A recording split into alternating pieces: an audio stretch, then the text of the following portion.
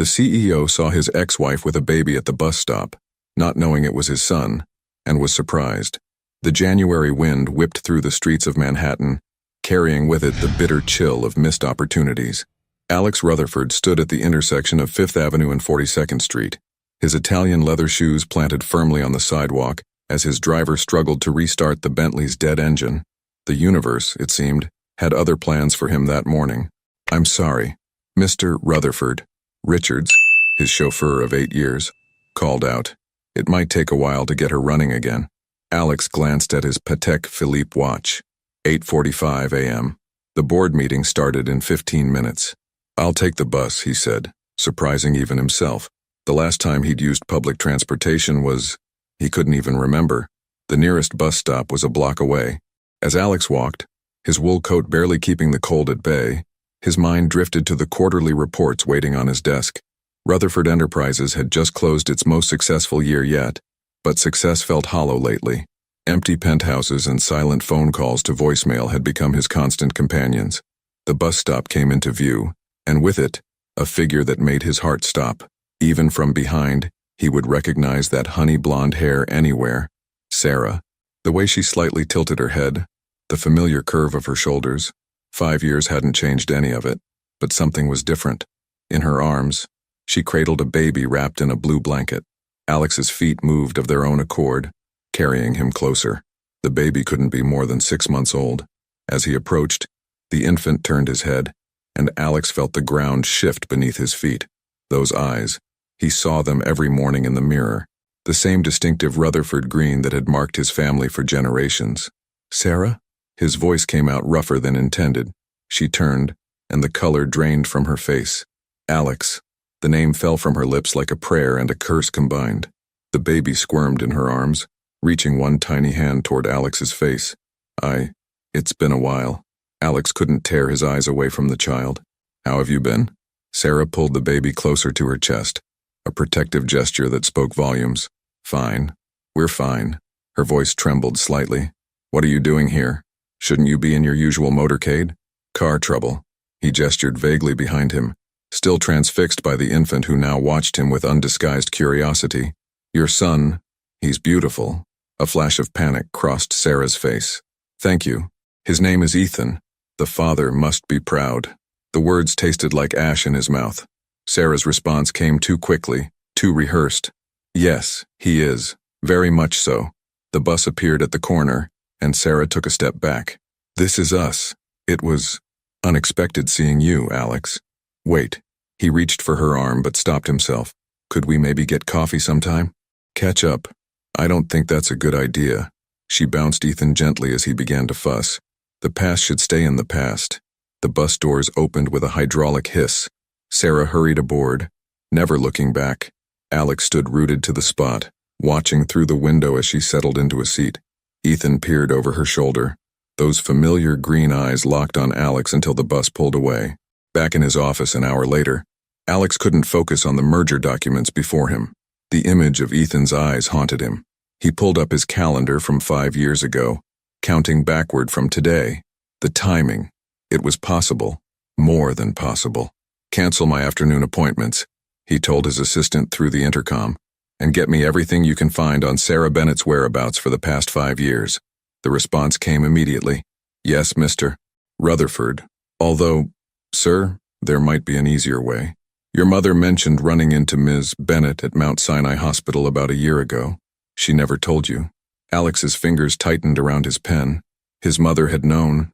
The same woman who'd always claimed Sarah wasn't suitable fine for their family. The pen snapped, sending ink spreading across the pristine white contract like a dark tide. He opened his desk drawer, pulling out the only personal item he kept at work. A small velvet box containing the engagement ring he'd never had the chance to give Sarah. The night he'd planned to propose, she'd ended things instead. Her reasons hadn't made sense then. Something about needing space, about him choosing his company over their relationship. He'd been too proud, too hurt to fight for her. Now, looking back, the pieces began falling into place. The timing of their breakup, his mother's sudden interest in his love life, Sarah's complete disappearance from their social circle. Had his mother orchestrated it all? Alex pulled out his phone, finger hovering over Sarah's old number. He'd never deleted it, but what could he say? Sorry, my mother might have ruined our lives. I think you're hiding my son from me. The words seemed inadequate against the weight of 5 years of silence. Instead, he opened his browser and typed, DNA testing, confidential results. The answer was there, waiting to be uncovered. But something held him back. Sarah's fear when she'd seen him, the protective way she'd held Ethan. She had her reasons for keeping this secret. If he wanted answers, he'd need to earn them. Alex stood, walking to the floor-to-ceiling windows that overlooked the city. Somewhere out there, Sarah was living a life he should have been part of, raising a child who might be his son. The ruthless CEO in him wanted to demand answers, to leverage his resources and uncover the truth immediately. But the man who still loved her knew better. He would do this right. Prove to Sarah that he wasn't the same workaholic who'd let her slip away 5 years ago. Show her that he could be the man, the father, that she and Ethan deserved, even if it meant dismantling every wall he'd built around himself since losing her. The intercom buzzed. Sir, your mother is on line 1. She says it's urgent. Alex stared at the blinking light on his phone. Tell her I'm in a meeting. He grabbed his coat. And find out which bus route Sarah was taking this morning. It's time I started taking public transportation more often. The city sprawled before him, a maze of possibilities and second chances. Somewhere in that concrete labyrinth, a little boy with his eyes held the key to everything he'd lost, and everything he might still gain. Alex straightened his tie, a plan already forming in his mind. Sarah could hide the truth, but she couldn't hide from it forever. And this time, he wouldn't let her face it alone. Alex sat in his home office, staring at the grainy security footage from the bus stop. He'd watched it 17 times now, studying every detail of Sarah's interaction with Ethan, the way the baby reached for him, those unmistakable green eyes catching the morning light. His gut told him what his heart already knew. Ethan was his son. The doorbell echoed through his penthouse.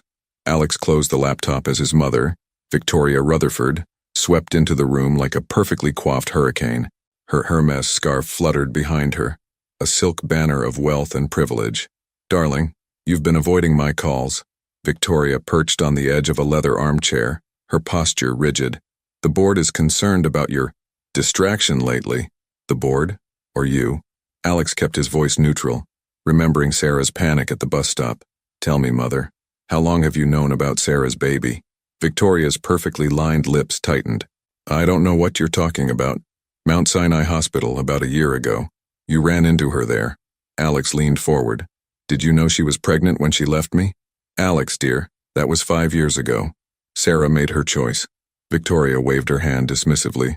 She wasn't right for you, or for this family. That wasn't your decision to make. The words came out sharper than intended. What did you say to her? Victoria's composure cracked just slightly. I merely helped her see reason. The girl was holding you back. Your father had just passed. The company needed you focused. What did you say? Each word fell like a hammer. I showed her the prenuptial agreement our lawyers had drafted. Victoria's voice hardened. Was there the clause about children born within the first 5 years of marriage requiring genetic testing before any inheritance claims? She was furious. Accused me of thinking she was a gold digger. The next day, she ended things with you. Alex felt the room spin. You had no right. I had every right. I'm your mother. Everything I've done has been to protect you, to protect this family's legacy. Victoria stood, her designer heels clicking against the hardwood. Sarah was beneath you, a simple girl from Brooklyn who might have been carrying my child when you drove her away. Alex's voice was deadly quiet. Victoria paled. What are you saying? I saw her yesterday, with her son. Alex pulled up a photo on his phone, a still from the security footage. Look at him, Mother. Look at his eyes. Victoria's hand flew to her throat. That's impossible. She would have told you, would she? After you made it clear our family would treat any child of hers with suspicion. Alex's laugh was bitter. You didn't protect our legacy. You might have destroyed it. We can fix this. Victoria reached for her phone. I'll have our lawyers. No. Alex's voice cut through the air. You've done enough. Get out. Alex, be reasonable. Get out. He stood, towering over her. And if you go anywhere near Sarah or that child, I'll step down as CEO. Let's see how the board feels about that. After Victoria left, Alex poured himself 2 fingers of scotch. The liquid burned, but not enough to erase the image of Sarah's face when she'd mentioned his mother at the hospital. The fear, the hurt, the resignation. His phone buzzed. A text from his private investigator, Sarah's bus route, her work address, her apartment location, all neatly laid out like pieces on a chessboard. But this wasn't a game he could win with strategy alone. The next morning found him on the same bus route, dressed in clothes that wouldn't draw attention. 3 days passed this way, each morning watching Sarah and Ethan from a respectful distance. He learned their routine: the daycare drop-off, Sarah's job at a publishing house, the small cafe where she got her morning coffee. On the 4th day, he finally gathered his courage. The cafe was quiet when Sarah walked in, Ethan babbling happily in his stroller. Alex stepped in line behind her. "Grande caramel macchiato, extra shot," Sarah told the barista. "Add a black coffee to that order," Alex said quietly. "I'll pay for both." Sarah spun around, nearly knocking over a display of travel mugs. "Are you following me?" "Yes." "No point in lying. We need to talk, Sarah." "No, we don't." She gripped the stroller handle tightly. "Whatever you think you know." "I know my mother interfered." Alex kept his voice low, conscious of the other customers. "I know about the prenup she showed you, and I think I know why you left." Sarah's eyes filled with tears. "You don't know anything. Then tell me." He gestured to a quiet corner table. "Please, 5 minutes." Ethan chose that moment to reach up, grabbing Alex's tie with surprising strength. The baby laughed, a sound so pure it made Alex's chest ache. Sarah stared at her son, then at Alex. 5 minutes, she whispered. "That's all." They sat, Ethan contentedly playing with a teething ring. Alex couldn't stop looking at him. The shape of his nose, the curl of his hair, everything screamed Rutherford genetics. "Your mother," Sarah began, then stopped. "She made it very clear what the family thought of me, that any child I had would be treated like a potential threat to the Rutherford fortune. I never knew about the prenup." Alex's hands clenched around his coffee cup. "I would have torn it up." "Would you?" Sarah's laugh was hollow. "You were barely home, Alex. Always at the office, always just one more meeting. When I found out I was pregnant," she trailed off. "Why didn't you tell me?" "I tried." A tear slipped down her cheek. "And the night before I left, you were on a conference call to Tokyo. Said you'd call me back, you never did." The memory hit him like a physical blow. He'd fallen asleep at his desk that night, phone dead beside him. When he'd finally made it home the next evening, Sarah was gone. "I thought," Sarah wiped her eyes, "I thought if you couldn't make time for me, how could you make time for a baby? Then your mother showed up with that prenup, talking about genetic testing and inheritance claims. It felt like the universe was sending me a message." Ethan babbled, reaching for Alex again. Without thinking, Alex offered his finger, and the baby gripped it tight. "He knows," Sarah whispered. "Somehow, he knows." "Let me prove you wrong," Alex said softly. "About everything you thought I couldn't be. Let me be part of his life, part of both your lives. It's not that simple." "It can be." Alex watched his son, playing with his finger. "I'm not asking for anything except a chance, Sarah. No lawyers, no tests, no demands. Just time." Sarah looked at Ethan, then back at Alex. The wall behind her eyes cracked, just slightly. "He needs a diaper change," she said finally. "If you want to learn, now's your chance." Alex stood, hands shaking slightly. "Show me." As they walked to the restroom, Ethan still clutching his finger, Alex felt something shift in the universe. A second chance, wrapped in a blue blanket and sporting his eyes. This time, he wouldn't let it slip away. The diaper-changing lesson at the cafe marked a fragile beginning. 2 weeks had passed, and Alex found himself adapting to a new routine, one that revolved around stolen moments with Sarah and Ethan before work. He'd mastered the art of bottle preparation, learned the difference between burping positions, and memorized Ethan's favorite lullabies. Today, however, was different. Sarah had agreed to let him visit their apartment for the first time. As Alex rode the elevator to the 5th floor of the modest Brooklyn building, his heart thundered against his ribs. The teddy bear he'd brought felt inadequate in his hands, a poor offering for lost time. Sarah opened the door before he could knock. "He's just waking up from his nap," she said, stepping aside. The apartment was small but warm, filled with touches of Sarah's personality. Books everywhere, family photos, and toys scattered across a bright playmat. Ethan's crib occupied a corner of the living room. As Alex approached, The baby's face lit up with recognition, tiny arms reaching skyward. Without hesitation, Alex lifted him, inhaling that indescribable baby scent. "He's getting bigger," Alex murmured, noting how Ethan's head fit perfectly in the crook of his neck. "They do that," Sarah replied, but her smile held a trace of sadness. "Coffee? Please." Alex followed her to the kitchen, Ethan still in his arms. The domesticity of the moment struck him. This could have been their life all along. Sarah busied herself with the coffee maker, her back turned. "Your mother called yesterday." The words hung in the air like smoke. Alex tightened his hold on Ethan instinctively. "What did she want?" "To apologize." Sarah's laugh was brittle. "She offered to set up a trust fund for Ethan. Said she wanted to make things right. I told her to stay away from you both." Anger coiled in Alex's stomach. "I know. She mentioned that too." Sarah turned, her eyes meeting his. "She also said something interesting about you stepping down as CEO if she interfered." "I meant it. That's what scares me." Sarah handed him a coffee mug, careful not to disturb Ethan, who was now dozing against Alex's chest. "The Alex I knew lived and breathed that company. He would never have threatened to leave it. The Alex you knew was an idiot." He took a sip of coffee, perfect as always. She still remembered how he liked it. "I've had 5 years to think about my priorities. And what are they now?" Before Alex could answer, his phone buzzed. The board meeting he'd completely forgotten. "I have to take this," he said apologetically, shifting Ethan to Sarah's arms. Sarah's face closed off immediately. "Some things don't change after all." "No, wait." Alex declined the call. "This conversation is more important." "Is it?" Sarah's voice cracked. "Because I've heard that before." "Alex, just one call. Just one meeting. Meanwhile, I spent nights alone, planning a future you were never going to be part of. That's not fair." The words came out sharper than intended, making Ethan stir. "I'm trying here, Sarah. I've shown up every morning for 2 weeks. I'm learning to be a father. And what happens when the novelty wears off? When board meetings and business trips start taking priority again?" Sarah's eyes glistened. "I can't let Ethan get attached only to lose you." Alex set down his coffee cup carefully. "Like you did?" The silence that followed was deafening.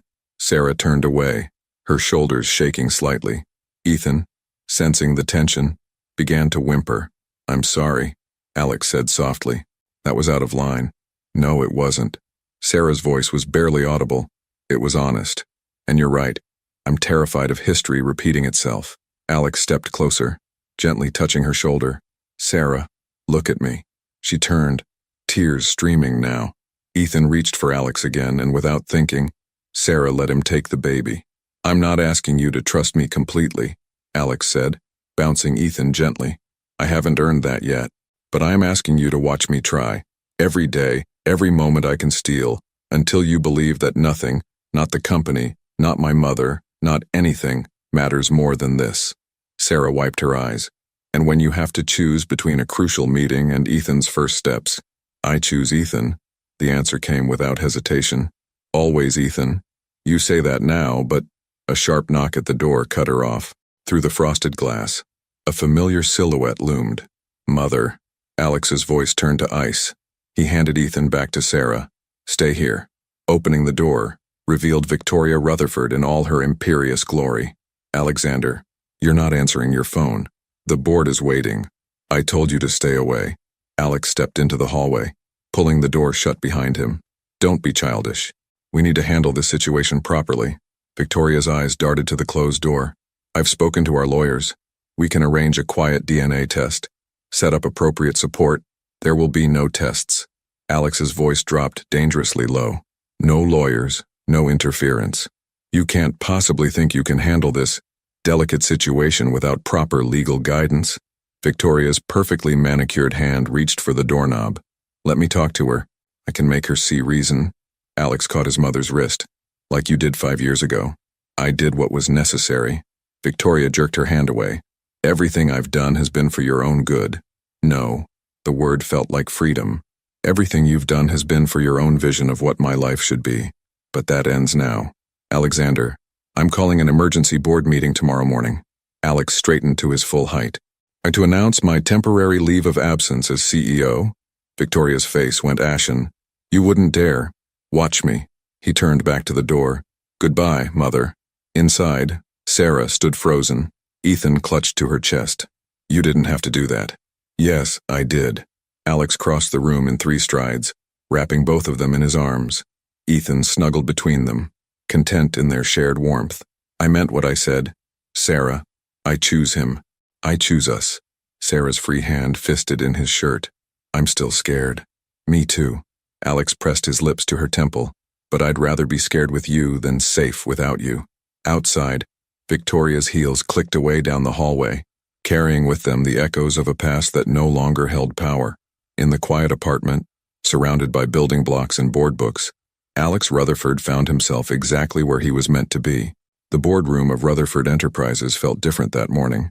Alex sat at the head of the mahogany table, his usual power suit replaced by a casual button-down, the same one that still carried traces of Ethan's breakfast from earlier.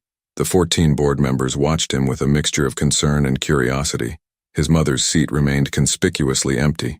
A leave of absence? Richard Montgomery, the longest-serving board member, leaned forward. Alex, the Miller merger is weeks away. The timing couldn't be worse. The timing is exactly why it has to be now.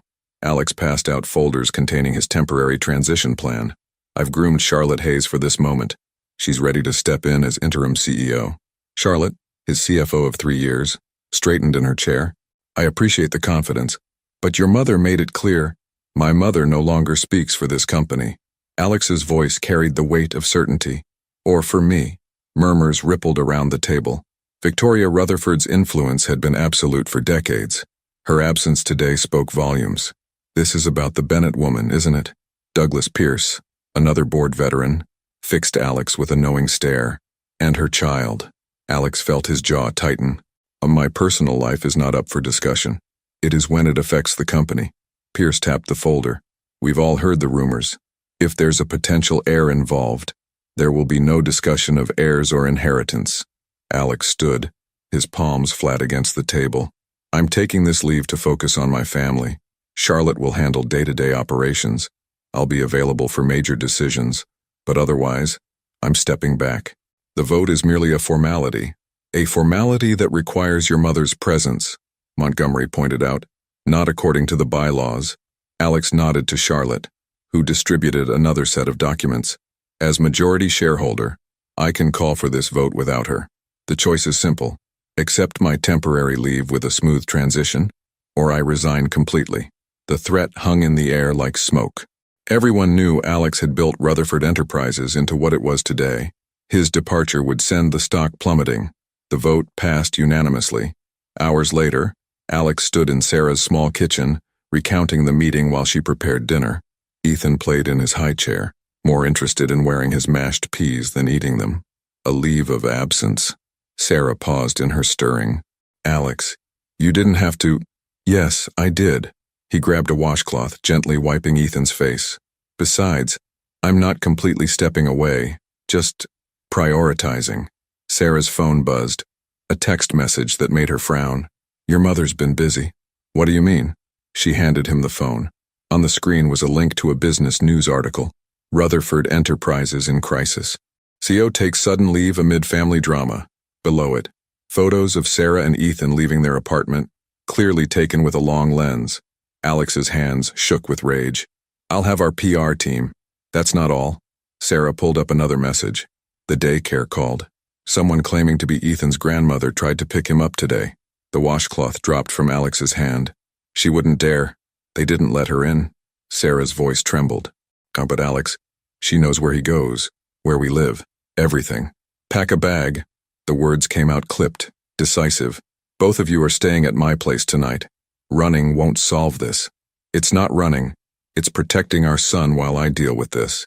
Alex moved to the living room, already dialing his security team. The penthouse has better security, and my mother doesn't have access. Sarah followed him, Ethan on her hip. Our son? Alex froze, realizing what he'd said. I'm sorry, I shouldn't have assumed. No. Sarah touched his arm. You're right. He is our son. And that's exactly why we need to face this together. Ethan reached for Alex, tiny fingers grasping at air. Without hesitation, Alex took him, breathing in that familiar baby scent that had become his anchor. I have a better idea. Sarah said quietly. Instead of hiding, let's end this. Take the DNA test. Alex stared at her. Sarah, you don't have to prove anything. This isn't about proving anything. She squared her shoulders. It's about taking away your mother's power. Once it's official, she can't spin stories or make threats. Ethan will be protected legally. Are you sure? No. Sarah managed a weak smile. But I'm tired of living in fear of Victoria Rutherford. Aren't you? Before Alex could respond, his phone rang. Charlotte Hayes.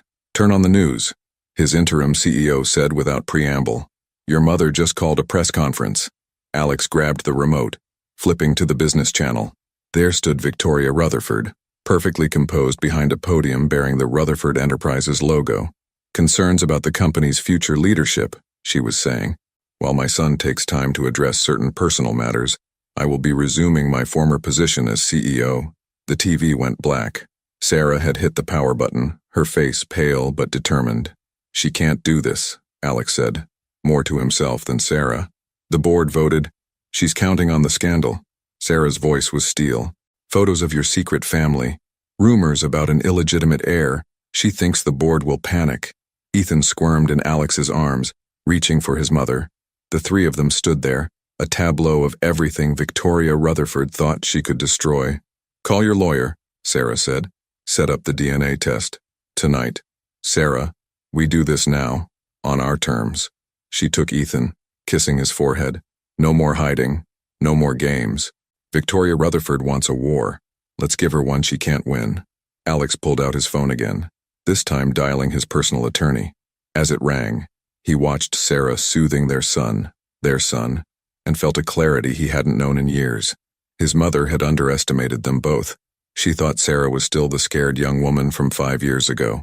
She thought Alex would choose the company over his family again. She was wrong on both counts. James, Alex said when his lawyer answered, I need you to arrange something. Tonight. And then I need you to prepare papers removing Victoria Rutherford from the board of Rutherford Enterprises. Permanently. The game had changed. Victoria had played her hand, but she'd forgotten one crucial detail. Love made people dangerous. And there was nothing Alex Rutherford loved more than the two people standing in front of him. The private medical facility gleamed with sterile efficiency as Alex, Sarah, and Ethan waited in a discreet examination room. It was nearly midnight, but James had pulled strings to get the DNA test done immediately. The late hour had worked in their favor. No press, no prying eyes, just the wait of a moment 5 years in the making. It won't hurt him? Sarah asked for the third time, cradling Ethan against her chest. The baby was drowsy but fighting sleep, fascinated by the unfamiliar surroundings. Just a gentle cheek swab, Dr. Peterson assured her. The physician, a longtime friend of James, had agreed to handle the test personally. He won't feel a thing. Alex watched as the doctor approached with the testing kit. His own cheek had already been swabbed, the sample sealed and labeled. Now came the moment that would change everything, or perhaps just confirm what his heart already knew. Ethan fussed slightly as the doctor brought the swab to his cheek, but Sarah's soft humming calmed him. The genetic material that could destroy his mother's schemes was collected in seconds, painless and simple. Results will be ready in 24 hours, Dr. Peterson said, carefully packaging the samples. Given the sensitive nature of this situation, I'll deliver them personally. As they left the facility, Alex's phone buzzed constantly with messages from board members and reporters. Victoria's press conference had ignited a firestorm. The stock had already dropped 5 points in after-hours trading. You should respond, Sarah said quietly as they drove through the empty streets. The company can wait. Alex reached over to squeeze her hand. Here, right now. You and Ethan are what matter. They arrived at his penthouse just as rain began to fall. The doorman, already briefed by security, whisked them through a private entrance. Sarah gasped softly as they entered the apartment. She'd never seen it before. It's different than I imagined, she admitted, taking in the stark modernist decor. Very old me, Alex corrected, leading them past the minimalist living room to a more comfortable study. I've been thinking about redecorating, making it more family-friendly.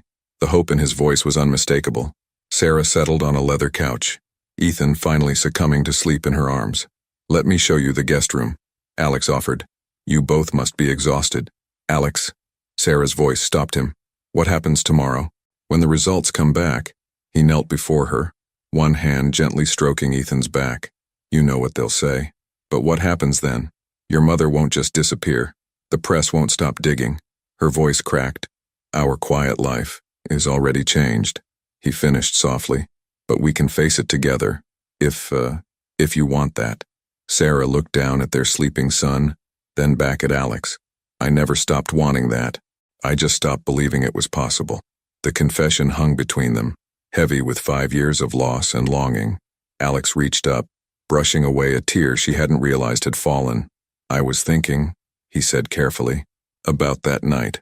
The one when you tried to tell me about the baby. Sarah tensed. Alex, let me finish, please. His hand found hers. I've replayed that night 1,000 times. The Tokyo call and falling asleep at my desk, waking up to find you gone. But I never knew what you were going to say.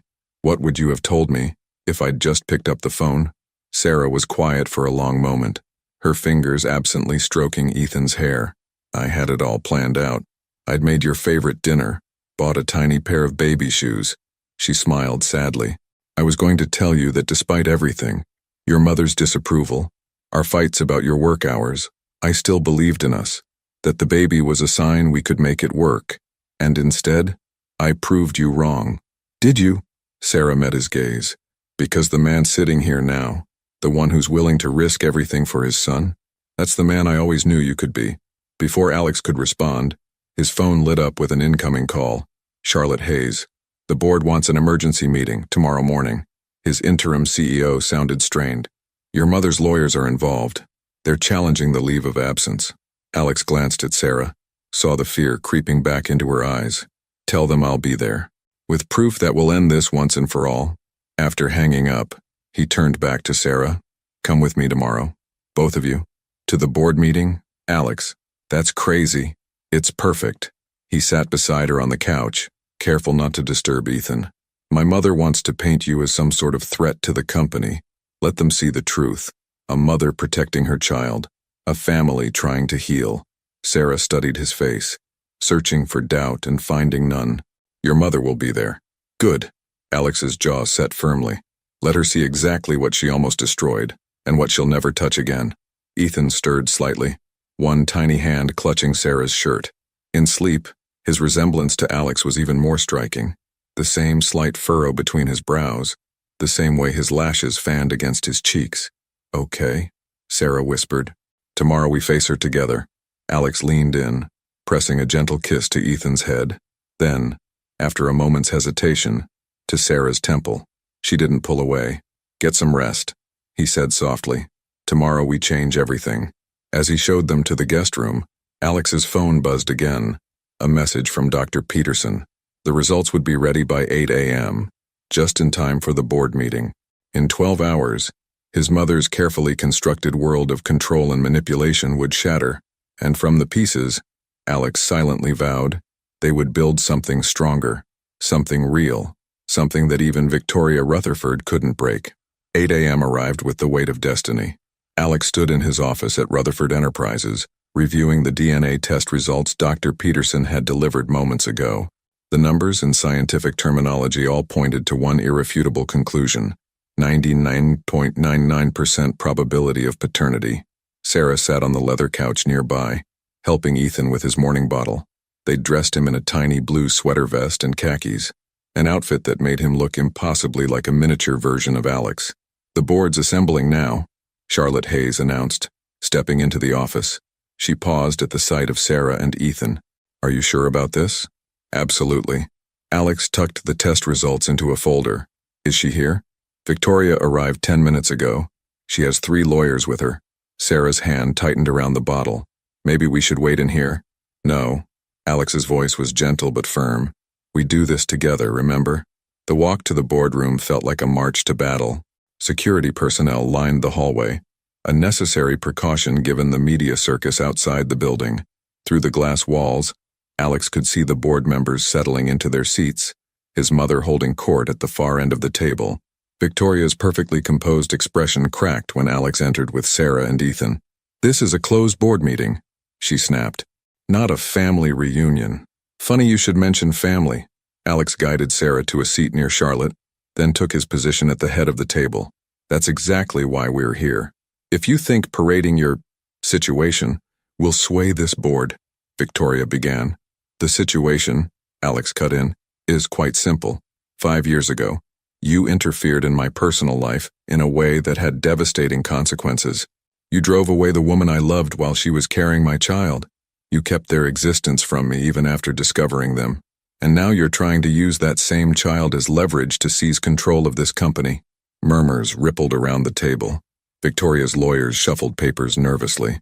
These are baseless accusations, Victoria said smoothly. If Ms. Bennett claims this child is yours, surely she won't object to proper legal proceedings. Alex slid the DNA results across the table. No need. The test is already done. The room fell silent as the papers made their rounds. Victoria's face went ash-white as she read the results. This changes nothing, she recovered quickly. The board's concern isn't about paternity. It's about leadership. Your judgment is clearly compromised. My judgment has never been clearer. Alex stood, commanding the room. For 5 years, I put this company above everything. I missed birthdays, canceled vacations, ended relationships, all to build something I thought mattered more than anything else. He walked to where Sarah sat with Ethan, who was watching the proceedings with curious green eyes. I was wrong. This company is important, but it's not everything. That's why I'm not just taking a leave of absence, I'm restructuring the entire board. Victoria shot to her feet. You can't. Actually, I can. Alex nodded to James, who distributed another set of documents. As majority shareholder, I'm calling for an immediate vote to remove you from the board, Mother, permanently. This is ridiculous, Victoria sputtered. Down the shareholders will be relieved to know that the company is moving forward with stable leadership and clear succession planning. Alex gestured to Charlotte. Mrs. Hayes has proven herself more than capable, and now that my son's position is legally established, the future of Rutherford Enterprises is secure. You would choose them over your own mother. Victoria's voice shook with rage. No, Mother. You made that choice 5 years ago. Alex's tone softened. You chose control over family, power over love. That ends today. Ethan chose that moment to let out a happy gurgle, reaching toward Alex with grabby hands. Without hesitation, Alex lifted him, holding his son as he faced the board. The vote is simple, he continued. Remove Victoria Rutherford from the board, confirm Charlotte Hayes as CEO during my temporary leave, and approve a new family-first corporate culture that aligns with our values. All those in favor. Hands rose around the table one by one. Even Richard Montgomery, Victoria's oldest ally, raised his hand after a long moment's hesitation. No, Victoria whispered. You can't do this to me. Everything I did was for you. Everything you did was for yourself. Alex bounced Ethan gently as the baby played with his tie. You have 1 hour to clear out your office. Security will escort you. As Victoria was led away, her perfectly maintained facade finally cracking, Sarah stood and moved to Alex's side. Are you okay? Better than okay. He shifted Ethan to one arm, using the other to pull Sarah close. For the first time in my life, I'm exactly where I should be. The board members filed out, leaving the small family alone in the vast boardroom. Through the windows, New York City sprawled before them, bathed in morning light. So what now? Sarah asked softly. Now? Alex looked at his son, then at the woman he'd never stopped loving. Now we start over. Together. If you'll have me. Sarah's answer was to lean up and kiss him. Their first kiss in 5 years, with Ethan giggling between them. It tasted like coffee, and hope and second chances. Outside the boardroom, Victoria Rutherford's heels clicked down the hallway for the last time, carrying away the echoes of old wounds and missed opportunities. But inside, surrounded by the warmth of his newfound family, Alex Rutherford finally understood what true power meant. It wasn't about control or corporate dominance. It was about the strength to choose love over fear, family over fortune, and the courage to rebuild what was broken, one precious moment at a time. 4 weeks after Victoria's departure from Rutherford Enterprises, Alex sat in Sarah's small Brooklyn apartment, surrounded by moving boxes. The decision to temporarily move in together had come naturally. His penthouse was too stark, her apartment too small, but together they'd found a brownstone in Park Slope that felt like a fresh start. I found something, Sarah called from her bedroom. Her voice carried an odd note that made Alex look up from where he was bubble-wrapping photo frames. She emerged holding a dusty shoebox, her hands trembling slightly. I forgot I kept these. Inside were remnants of their past life, movie ticket stubs, dried flowers from their first date, photographs of happier times. At the bottom lay a tiny pair of yellow baby shoes, the ones she'd bought the night she tried to tell him about the pregnancy. "Sarah," Alex reached for her hand. "I was so scared," she whispered, pulling out a sealed envelope. "I wrote this letter the night I left. I never mailed it." Ethan played contentedly in his playpen nearby as Alex carefully opened the envelope, the paper fragile with age. "Dear Alex, by the time you read this, if you ever do, I'll be gone. I'm carrying your child, our child, and I've never been more terrified. Your mother showed me the prenup today. She made it clear that any baby of mine would be seen as a threat, a potential gold digger's trap. I want to hate her for that, but maybe she's right. Look at us, Alex. When was the last time we had dinner together? The last time you made it home before midnight? I've been trying to tell you about the baby for days, but there's always another meeting, another deal, another reason why now isn't a good time. I love you too much to trap you in a life you never chose. Our baby deserves better than a father who sees them as an obligation, so I'm making the choice for both of us. Please don't try to find me. All my love, Sarah." Alex's hands shook as he finished reading. "I would have chosen you, both of you. Would you?" Sarah sat beside him, their shoulders touching. "The man you were then, he was brilliant and driven, but he was also lost. Maybe we needed these 5 years apart to become the people we are now." Ethan's happy squeal drew their attention. He'd pulled himself up using the playpen's edge, practicing his newfound, almost walking skills. "He's getting stronger every day," Alex observed, watching their son bounce excitedly. "I like his father." Sarah leaned her head on his shoulder, both the old and new versions. Alex pulled her closer, breathing in the familiar scent of her shampoo. "I found something too," he admitted, "at the penthouse, while packing." He reached into his jacket pocket and withdrew a small velvet box. Sarah's breath caught. "I bought this the week before you left," he said quietly, opening the box to reveal a vintage emerald ring. "I had this whole elaborate proposal planned. Dinner at Daniel, your favorite violinist, playing our song. Alex, I'm not proposing. Not yet." He closed the box carefully. "We're still healing, still figuring out who we are together. But I want you to know that I've carried this ring for 5 years, through every failed relationship and lonely night, because some part of me never stopped hoping we'd find our way back." Sarah touched the box gently. "Keep carrying it. When the time is right, we'll know." A crash from the playpen made them both jump. Ethan had knocked over his stacking blocks, clearly proud of his destructive achievement. "Speaking of timing," Sarah laughed, moving to rescue their son from his self-made chaos. "Someone needs lunch before his nap." As she lifted Ethan, a stack of papers slid from the shoebox. Alex caught them before they hit the floor. Ultrasound images. The first pictures of their son, moments Sarah had experienced alone. "I wanted to send them to you," she said softly, noticing what he held. "Every appointment, every milestone. I thought about reaching out. What stopped you? Pride, fear. The way your mother's words kept echoing in my head." Sarah kissed Ethan's cheek as he squirmed. "But mostly, I think I was afraid you'd reject him. That would have hurt more than losing you the first time." Alex stood, crossing to them in 2 strides. He wrapped his arms around both Sarah and Ethan, creating a cocoon of warmth and security. "Never," he whispered fiercely. "I will never reject either of you again." Ethan patted Alex's face with sticky fingers, completely unaware of the emotional weight of the moment. His innocent touch grounded them, reminding them that the past, while important, wasn't where they lived anymore. "The movers come tomorrow," Sarah said after a moment. "Are you sure about this? Moving in together is a big step. I've missed enough steps." Alex took Ethan from her arms, expertly settling him into his high chair. His first smile, first word, first tooth. "I can't get those back, but I can be here for everything else." As they moved around the kitchen in comfortable synchronization, preparing Ethan's lunch and packing the last of Sarah's dishes, Alex felt a profound sense of rightness. The penthouse had never felt like home, but this, the organized chaos of family life, the blend of their possessions, the sound of his son's laughter, this was everything. "I kept a journal," Sarah said suddenly, spooning mashed sweet potatoes onto Ethan's tray.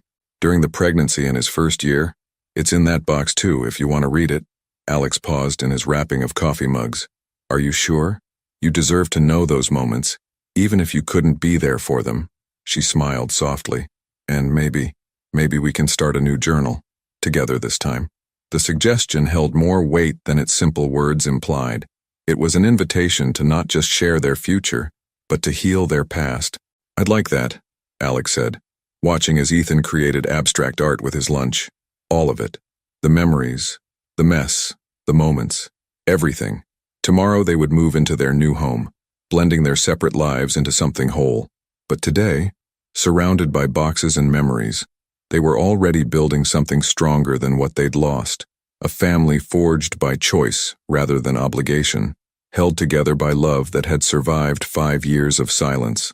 And in his high chair, covered in sweet potatoes and completely unimpressed by the adult emotions swirling around him, Ethan Rutherford continued to be the bridge between their past and future, the living proof that sometimes the best things in life come from our biggest mistakes. Moving day dawned crisp and clear over Brooklyn. The brownstone on Park Slope stood waiting, its red brick facade glowing in the morning light. Inside, chaos reigned as movers navigated the narrow staircase with boxes and furniture, from 2 separate lives attempting to merge into one. Alex stood in what would be Ethan's new room, directing the placement of a custom-built crib, a compromise between his desire to give their son the best and Sarah's preference for simplicity. The walls were still bare, waiting for the pediatrician-approved, non-toxic paint to arrive. "And the master bedroom furniture is here," called one of the movers. "Where would you like the bed?" asked Ms. Bennett. Alex replied automatically. They were still navigating the delicate dance of sharing space. Separate bedrooms. For now, another compromise that felt right for their rebuilding relationship. Sarah appeared in the doorway, Ethan balanced on her hip. "The bed goes against the east wall," she instructed. "And Alex? Your mother's lawyer is downstairs." Alex's jaw tightened. "I thought we were done with her attempts at interference." "He says it's about Grandfather Rutherford's trust fund." Sarah bounced Ethan gently as he fussed. "Something about amendments that need immediate attention." Descending the stairs, Alex found James Morrison, his family's longtime attorney, looking distinctly uncomfortable in the midst of moving chaos. "Oh, this couldn't wait?"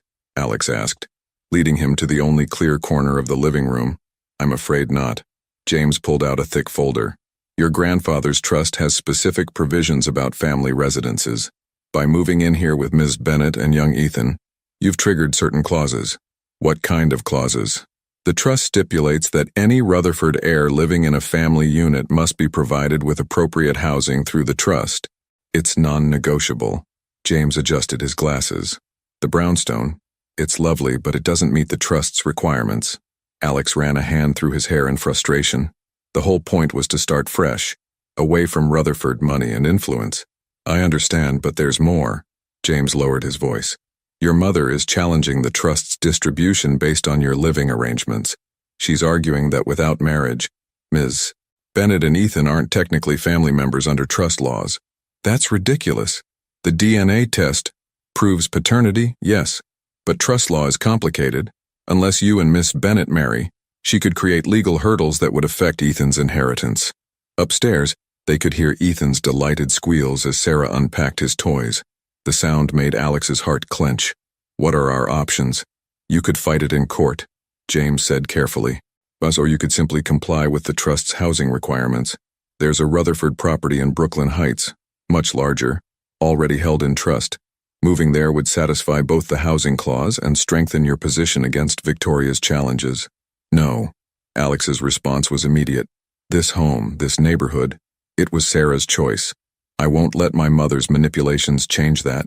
Then there's only one other option." James hesitated. A marriage would solve everything. The trust couldn't be challenged. The housing requirements would become flexible, and Ethan's position would be secure. Alex stared at the lawyer. "Are you suggesting I propose to Sarah because of a trust fund?" "I'm suggesting you protect your family however you can." James stood, straightening his tie. "Victoria may have lost her position at the company, but she still has influence. Think about it."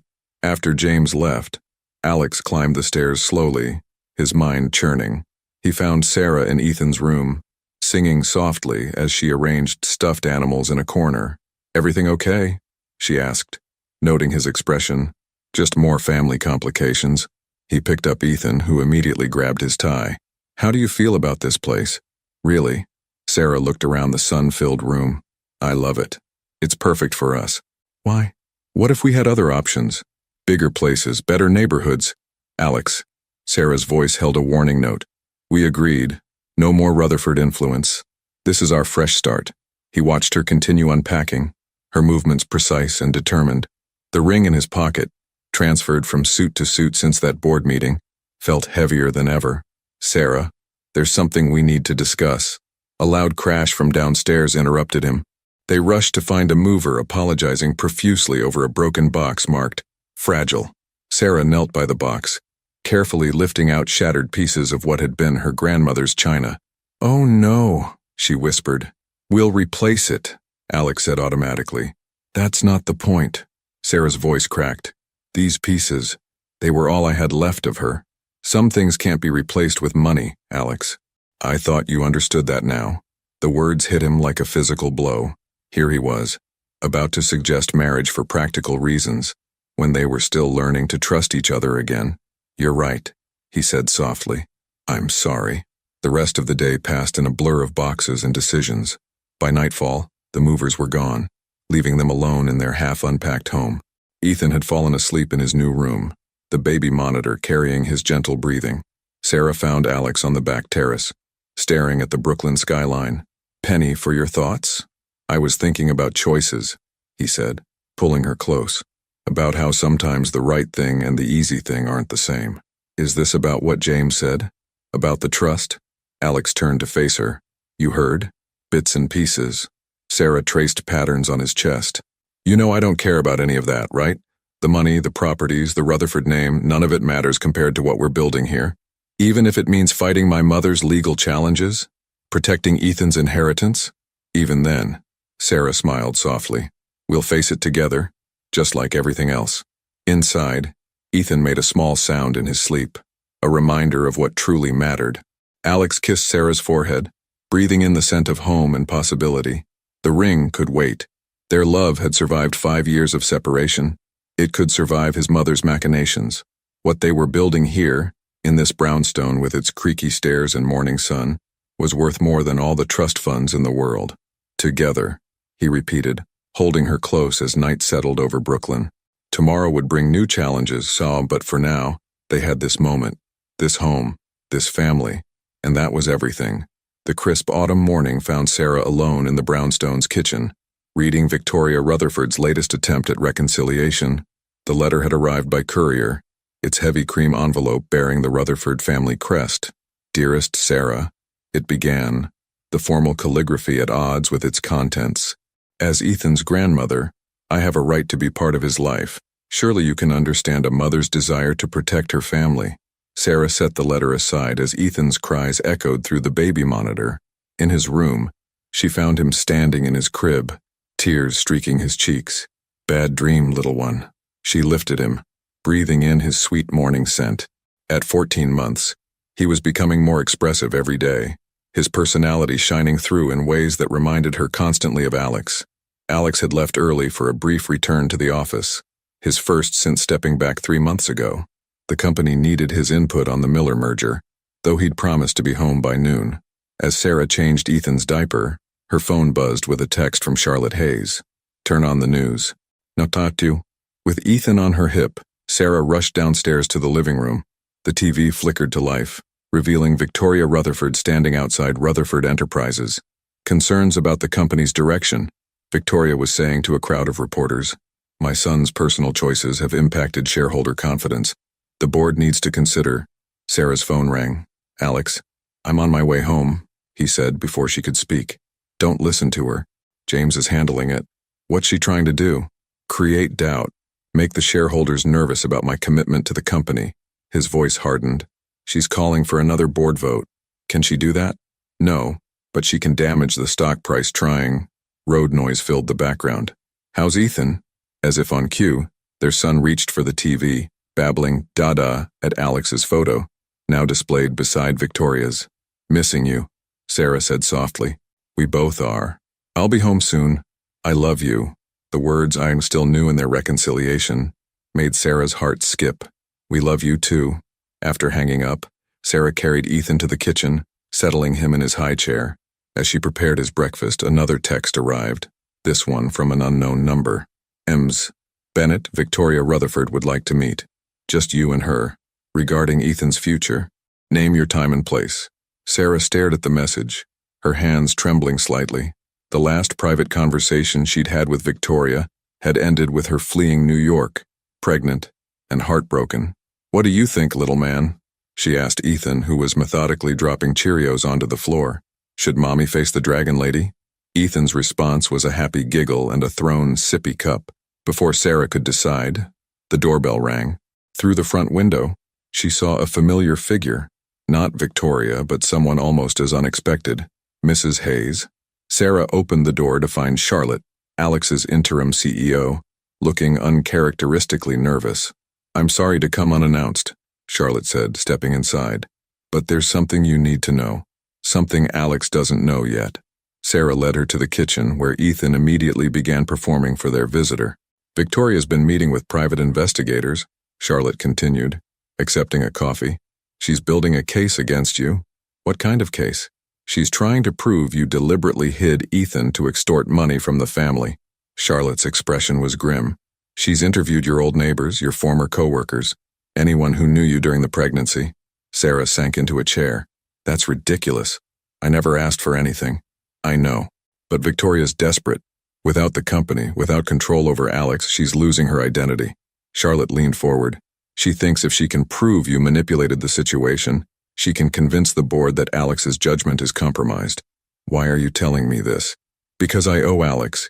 He believed in me when no one else did, gave me opportunities I never thought possible. Charlotte glanced at Ethan, who was watching them with curious green eyes. And because I've seen how happy he is now, with you and Ethan, Victoria can't be allowed to destroy that. Sarah's phone buzzed again. Another text from the unknown number, more insistent this time. She'll keep pushing until she gets what she wants, Charlotte warned, rising to leave. Be careful, Sarah. Victoria Rutherford is most dangerous when she feels cornered. After Charlotte left, Sarah read Victoria's letter again, seeing it with new eyes. The carefully chosen words, the subtle manipulation, it was all there. Ethan's laughter drew her attention back to the present. He'd managed to create an impressive artwork with his breakfast, smearing banana across his high chair tray. What would you do? Sarah asked him, cleaning his sticky hands. If someone threatened everything you loved. The front door opened, and Alex's voice called out, Sarah. She met him in the hallway, taking in his worried expression. How bad is it? The stock's down 15%. He pulled her close, burying his face in her hair. But that's not what matters.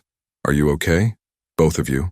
Sarah thought about Victoria's letter, the text messages, Charlotte's warning. She thought about 5 years ago when fear and manipulation had torn them apart. I want to meet with her, Sarah said finally. Alex stiffened. My mother? Absolutely not. Yes. Sarah pulled back to meet his eyes. She won't stop, Alex. Not until she feels heard. She lost that right when she did exactly what a mother would do to protect her child. Sarah's voice was gentle. I understand her better now. Being a mother myself, she was wrong, but her fear was real. In his high chair, Ethan called out, Dada, imperiously, demanding attention. Alex moved to their son, lifting him with practiced ease. I can't risk losing you again. You won't. Sarah touched his cheek. But we need to end this. For all of us. Alex studied her face, seeing the determination there. Then we do it together. No. Sarah took a deep breath. This has to be between Victoria and me. Mother to mother. Sarah, trust me. She wrapped her arms around both Alex and Ethan, creating a circle of warmth. It's time to break this cycle of fear. For Ethan's sake. For all our sakes. Alex held them tighter, and Sarah felt his surrender in the way his shoulders relaxed. Outside, autumn leaves danced past their windows, carrying the promise of change. Sarah reached for her phone, typing a response to the unknown number. Tomorrow, 2 p.m. The Botanical Gardens. Just us. It was time to face the past, not with fear, but with the strength that came from knowing who she was now. Not just Sarah Bennett, the girl who ran away, but Sarah Bennett, the mother who would fight for her family's future. And this time, she wasn't running anywhere. The Brooklyn Botanical Gardens were quiet on a Tuesday afternoon. Sarah sat on a bench near the Japanese hill and pond garden, watching koi fish create ripples in the dark water. She'd arrived early, needing time to center herself before facing Victoria Rutherford. She thought back to that morning, how Alex had held her a little tighter before leaving for the office. "You don't have to do this," he'd whispered against her hair, but they both knew she did. Victoria arrived precisely at 2, her Chanel suit incongruous among the natural beauty of the gardens. She moved with the same regal grace Sarah remembered, but there were new lines around her eyes, a slight tremor in her perfectly manicured hands. "Thank you for meeting me," Victoria said, settling beside Sarah on the bench. Her voice carried none of its usual imperial tone. "I didn't do it for you." Sarah kept her eyes on the pond. "This has to stop, Victoria. The investigations, the board manipulations, all of it. You took my son from me."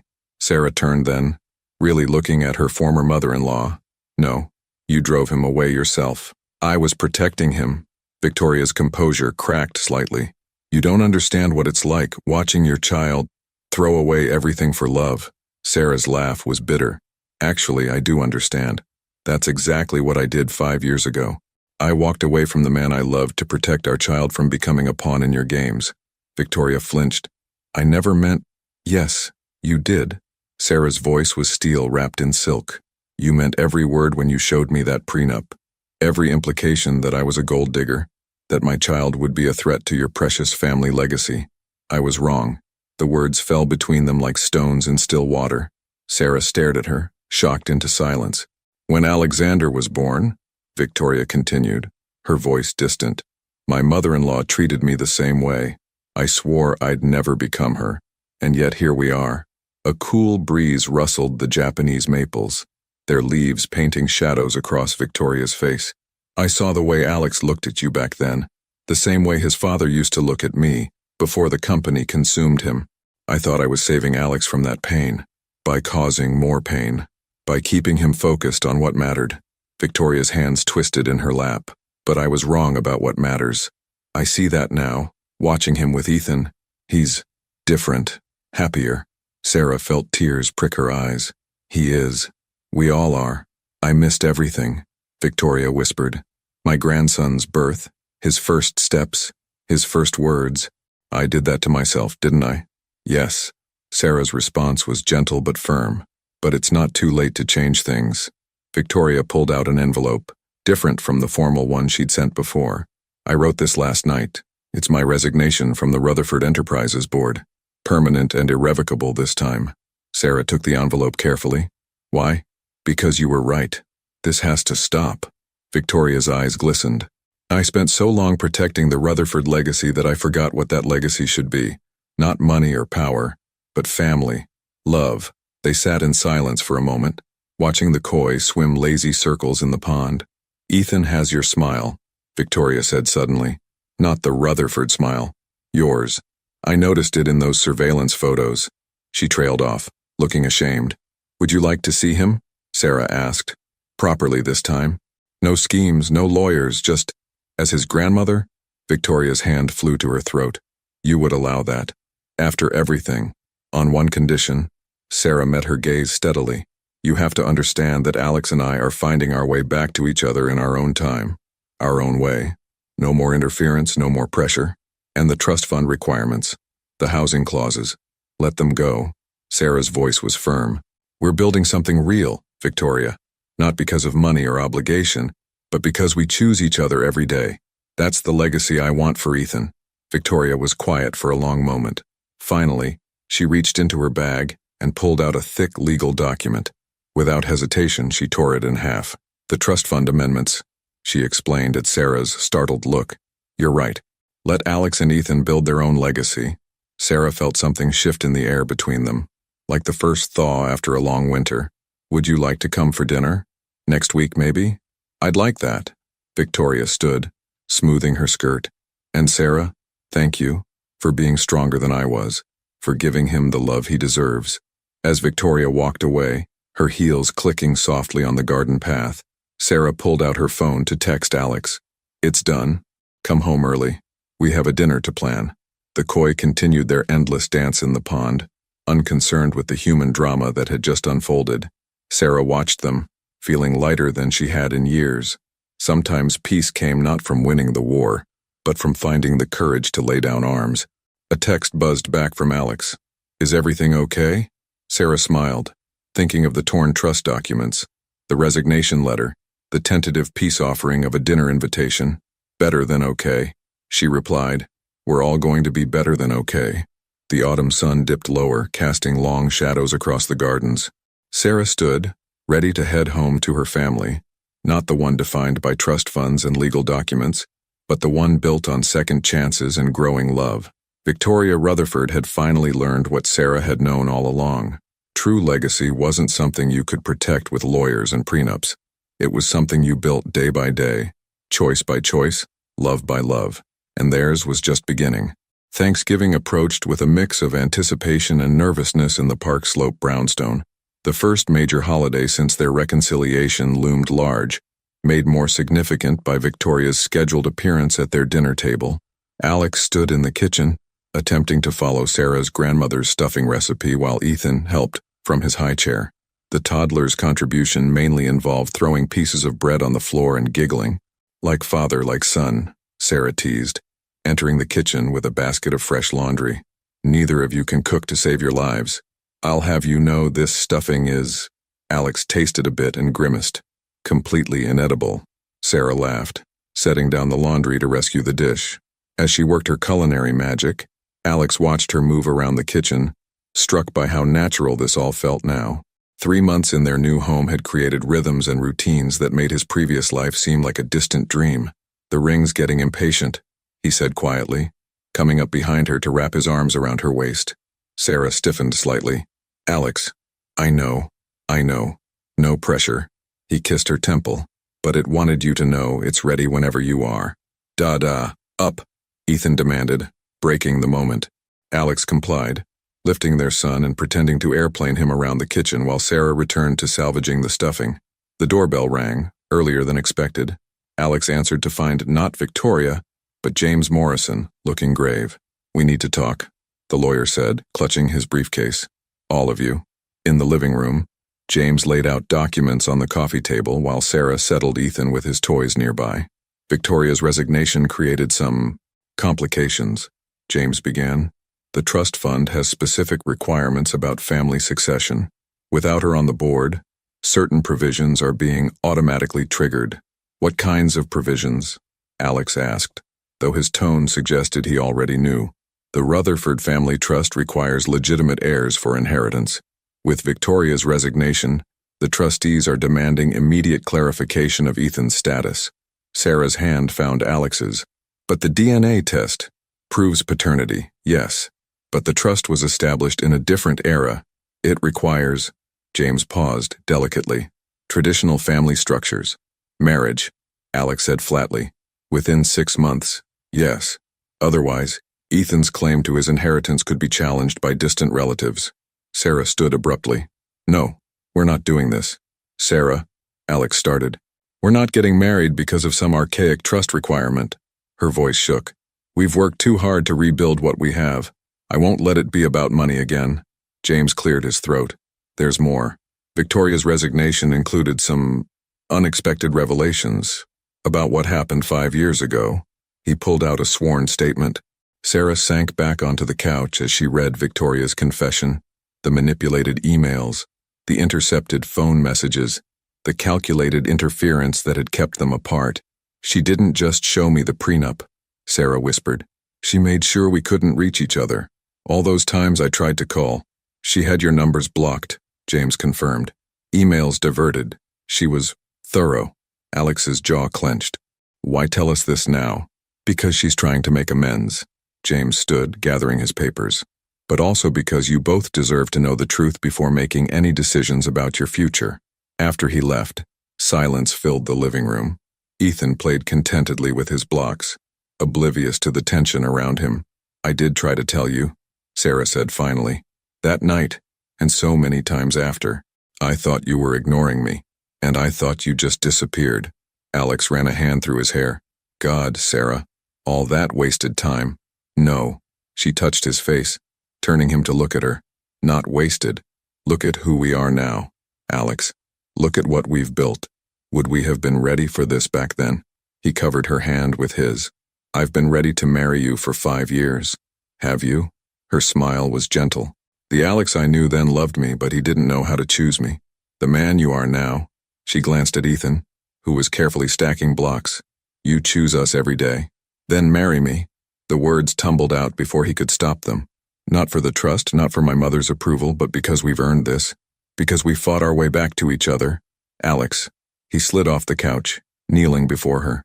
I'm not doing this because of James's visit or the trust requirements. I'm doing it because watching you rescue my horrible stuffing while our son throws bread on the floor is the happiest I've ever been. Sarah's laugh was watery. That's your proposal? My cooking skills and Ethan's mess making? No. Alex pulled the ring box from his pocket, the same one he'd carried for 5 years. This is my proposal. I love you, Sarah Bennett. I loved you then. I love you now. And I'll love you better every day because I know what it means to lose you. Marry me, not for any reason, except that we want to. Ethan toddled over, drawn by the emotion in his father's voice. He placed a slightly sticky hand on the ring box, looking between his parents with curious eyes. What do you think, little man? Alex asked. Should Mommy marry us? Ethan's response was to topple his block tower with a delighted shriek. Sarah laughed through her tears. I think that's a yes. She pulled Alex up beside her on the couch. And this is mine. Yes. Because of stuffing and bread throws and block towers. Because of who we are now, not who we were then. The ring slid onto her finger like it had been waiting there all along. Ethan clambered into their laps as they kissed, making it a proper family moment. We should still probably hire a caterer for Thanksgiving, Alex murmured against her lips. Given my stuffing skills. Sarah's response was interrupted by the doorbell. Victoria, right on time for dinner. They shared a look, acknowledging the journey ahead.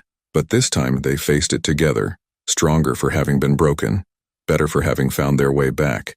And in the middle of their embrace, Ethan's sticky hands reaching for the sparkling ring, they were already building their own legacy, one made of love, choice, and the courage to begin again. The December snow fell softly outside the park slope brownstone, coating Brooklyn in a blanket of white. Inside, warmth and laughter filled every corner as Sarah put the finishing touches on Ethan's birthday cake, his second, though it felt like his first real celebration as a complete family. Alex watched from the doorway as she carefully arranged 2 candles on the homemade chocolate creation. She'd refused his offer to have it professionally made, insisting that some things meant more when they came from the heart. Everything's ready, he said, coming up behind her. The engagement ring caught the kitchen light as Sarah smoothed the frosting one last time. Victoria just texted. She's 5 minutes away. The past month had brought changes none of them had expected. Victoria's presence at their small Thanksgiving dinner had evolved into weekly family brunches, each one less tense than the last. She was learning, slowly but surely, how to be a grandmother instead of a CEO. Hard to believe it's been a year, Sarah mused, leaning back against Alex's chest. Since that day at the bus stop. Best traffic jam of my life. He kissed her temple. Though I still say you should have told me about Ethan right then. Would you have believed me? Probably not. Alex chuckled. But those eyes. I knew the moment I saw them. From the living room came the sound of Ethan's delighted laughter, followed by Charlotte Hayes's voice singing some silly song. Their former interim CEO had become an unexpected but welcome addition to their extended family. The doorbell rang, and Ethan's excited cry of "Gamma" echoed through the house. Victoria had earned that title over countless story times and playground visits, proving that even the strongest walls could crumble in the face of a toddler's love. I'll get it, Alex said, but Sarah caught his hand. Wait, she turned to face him. There's something I need to tell you first. Sarah, what's wrong? She smiled, taking his hands and placing them on her still flat stomach. Nothing's wrong. Everything's perfect. Alex's eyes widened as understanding dawned. Are you? 8 weeks. Happy tears shimmered in her eyes. I found out yesterday, and this time, you're here for everything. The doorbell rang again, but neither moved. Alex dropped to his knees, pressing his forehead against her abdomen. Thank you, he whispered. For what? For giving me a second chance. For letting me be the father I should have been from the start. He looked up at her, his own eyes wet. For making sure I didn't miss this moment. Sarah pulled him to his feet, just as Victoria let herself in, calling out greetings. Ready to tell everyone? After the cake, Alex decided, wiping his eyes. This is Ethan's day. They joined the others in the living room, where Ethan was showing Victoria his newest trick, stacking blocks higher than ever before. Charlotte sat nearby, documenting everything with her phone. The board sends their love, Charlotte reported, putting her phone away. Though they miss you, Alex. They're in good hands, he replied, settling onto the floor to help Ethan with his tower. The company was thriving under Charlotte's leadership, proving that sometimes letting go meant watching things grow in unexpected ways. As they gathered around the cake, singing happy birthday to a beaming Ethan, Sarah looked at their assembled family, not the one she'd imagined 6 years ago, but somehow better for being earned rather than given. Victoria helped Ethan blow out his candles, her perfectly styled hair slightly mussed from playing. Charlotte snapped pictures, already part of their inner circle, and Alex. Alex watched them all with the contentment of a man who had finally found his true north. Make a wish, Sarah whispered to her son, though her eyes met Alex's over the flickering candles. But they didn't need wishes anymore. They had something better: truth, trust, and the kind of love that could survive 5 years of silence only to emerge stronger. They had a son who carried the best of both of them, and now a new life growing, conceived in joy rather than uncertainty. Later, after the presents were opened and the cake reduced to crumbs, after Victoria and Charlotte had gone home and Ethan was tucked into bed surrounded by his new toys, Alex and Sarah stood on their back terrace watching the snow fall. A year ago, Alex mused, his arms around her waist, hands protective over their secret. I thought I had everything I wanted: success, power, control. And now I know better. He turned her to face him. Everything I wanted was waiting at a bus stop in Manhattan. Sarah stood on tiptoe to kiss him, tasting chocolate frosting and promises. No more bus stops, she murmured. No more running. No, Alex agreed, holding her close as the snow continued to fall. Just us, right where we belong. Inside, Ethan's nightlight cast star patterns on his ceiling, his steady breathing carrying through the baby monitor. Soon those stars would watch over 2 children, their constellation of love expanding in ways none of them could have predicted that cold January morning at the bus stop. But that was the beauty of second chances. They didn't just repair what was broken, they created something entirely new, something stronger, something built on choice and trust, and the kind of love that could survive anything, even 5 years of silence, even a mother's misguided protection, even their own fears and doubts. As the snow covered their footprints in the backyard, erasing the paths that had led them here, Sarah and Alex held each other in the quiet December night.